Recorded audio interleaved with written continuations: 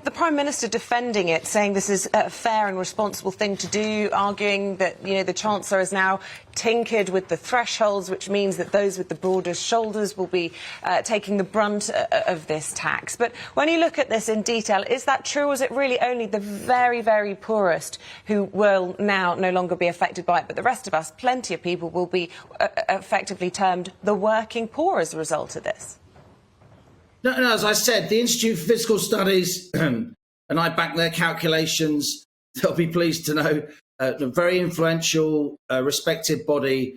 They've said when you combine the combination of the threshold increase, which Rishi Sunak unveiled on the day of the spring statement last week, with the rise in the headline rate of national insurance for workers, if you earn more than 38 grand, you'll pay more. If you earn less than 38 grand, which is, quite a decent wage. The average wage in this country is about £31,000 a year. Then you'll pay less if you earn less than £38,000. Look, for the really less well off and those that aren't working, I think that's where Rishi Sunak really dropped the ball. And I would be pressing Sajid Javid on this point, that benefits are only going to go up by 3.1% as of today across the board.